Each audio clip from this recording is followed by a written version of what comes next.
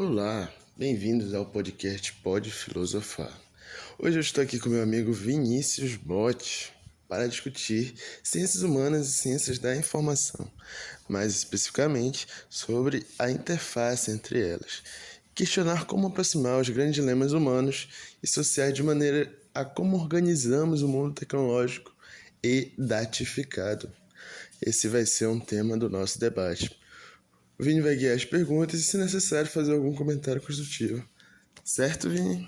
Certo, eu sou o Vini Botti e vou participar desse podcast com meu amigo Matheus para desenvolvermos esse tema tão complexo. É isso aí, Vini.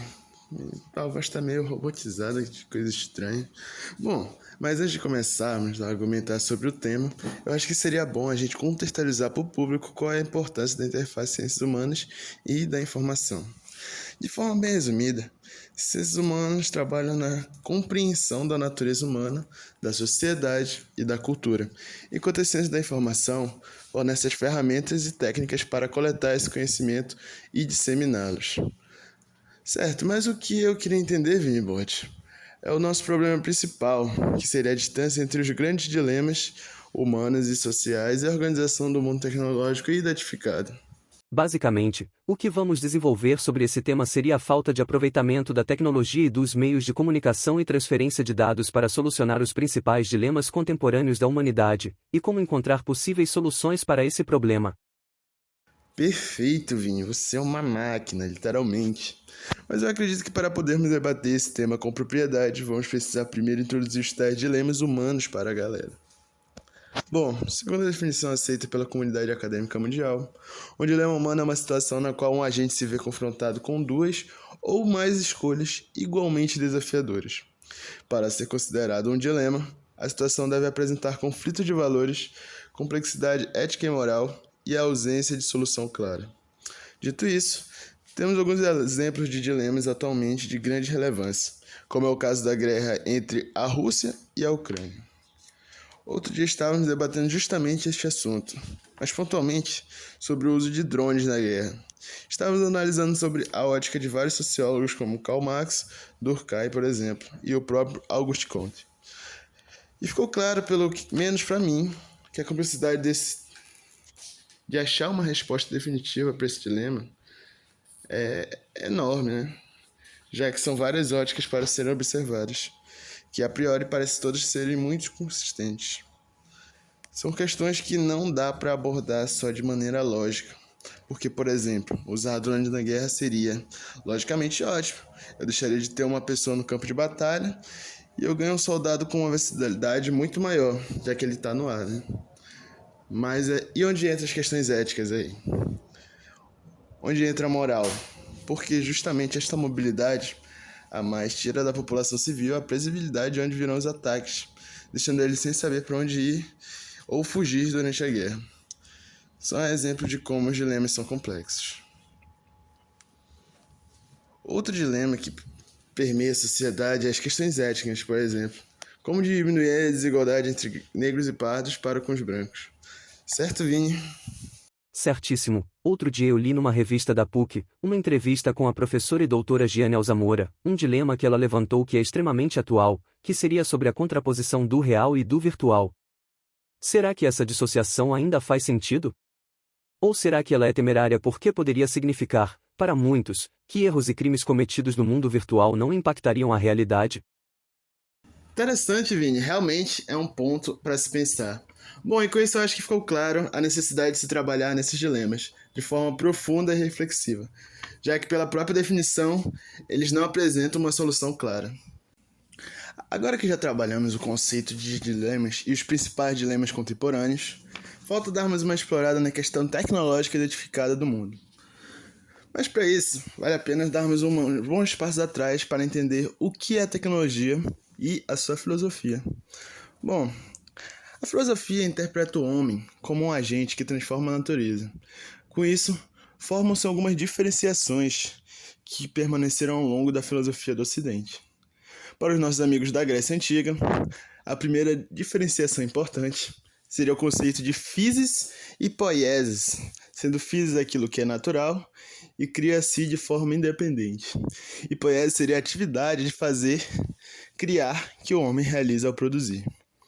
O ser criado a partir da poiesia chama-se artefato, e o conhecimento utilizado nessa poiesia seria a técnica, que futuramente esse termo daria origem às palavras técnica e tecnologia, que seria o estudo da técnica. Outra diferenciação apontada pela filosofia grega seria entre a existência e a essência. A questão da definição da existência torna-se nebuloso com o tempo, porém, naquele momento, a existência seria o que responde se algo é ou não é, e a essência responderia o que esse algo é.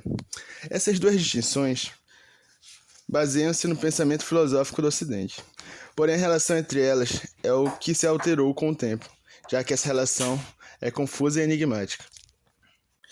Para Platão, por exemplo, a existência e a essência, tanto para o physis quanto para a poiesis, existem de forma separada. A existência presente no mundo material e a essência no mundo das ideias. Sobre esse ponto de vista, as questões naturais e técnicas, physis e técnica, seriam de certa forma semelhantes. No contexto moderno, a tecnologia não aparenta ter uma essência que segue os preceitos da natureza universal, e sim ser puramente instrumental, isenta de valores e fruto da nossa própria vontade. Sendo assim, vemos a tecnologia como neutra. No caso da guerra, por exemplo, os drones não seriam nem bons nem ruins. Compreendo, mas como foi que a tecnologia de informação conseguiu avançar tão rapidamente nos últimos 3 séculos? Eu defendo que foi devido à miniaturização dos meios de comunicação e aparelhos eletrônicos. Com o advento do transistor, que na minha opinião é uma das maiores invenções da humanidade, foi possível disponibilizar amplamente os aparelhos baseados na máquina de Turing, que são os celulares, notebooks, computadores, entre outros. Isso gerou uma necessidade urgente de compreender como a interconexão dessas máquinas funcionava, dando origem a novas áreas da ciência da informação. E como você acha que a tecnologia está moldando a forma como organizamos dados e interagimos com o mundo? Bom, temos o caso do Vision Pro da Apple, por exemplo, que é uma tecnologia que molda a forma como interagimos com o mundo. Para quem não sabe, o Vision Pro é um óculos de realidade aumentada. Tem vídeos de pessoas saindo com isso na rua como se fosse comum, e que em breve realmente vai se tornar comum. Já a questão da organização de dados, temos o Big Data, por exemplo, que surgiu devido ao enorme volume de dados disponíveis na rede. Com isso, foi possível analisar a relação entre esses dados.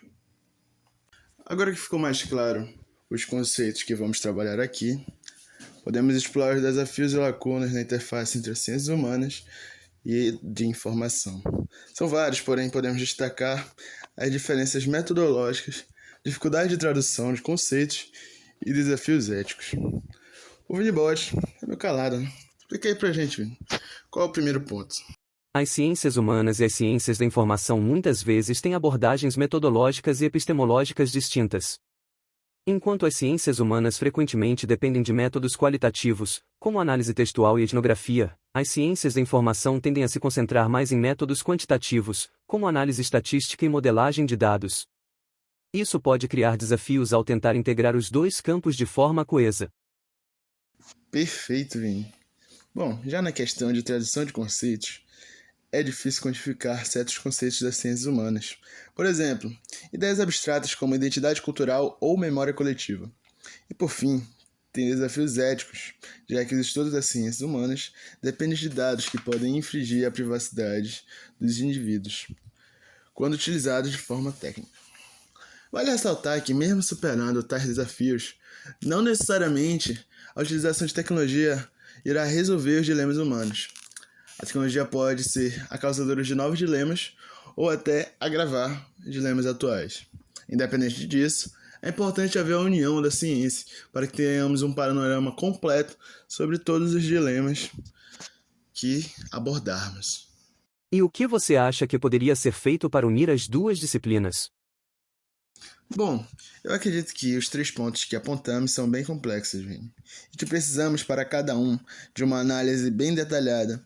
Porém, acredito que algumas ações podem ser tomadas de imediato, como a elaboração de uma metodologia comum às duas áreas e o estudo de métodos e equações capazes de traduzir em valores, ao menos aproximados, os conceitos abstratos das ciências humanas.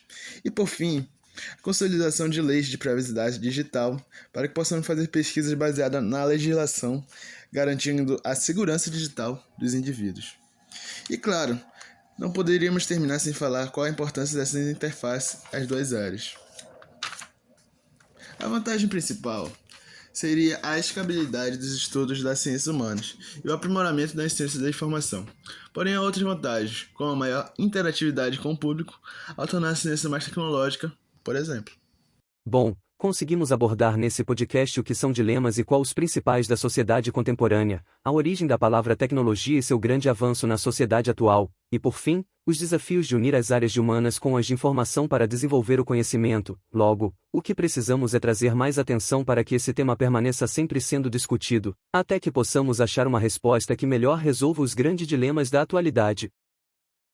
Muito obrigado por ouvir o nosso podcast. Espero que isso tenha acrescentado um pouco de conhecimento a vocês, nosso público. E bom, se vocês quiserem ver nosso roteiro, está na descrição do vídeo. E é isso, muito obrigado. E vejam mais os vídeos do Pod Filosofar.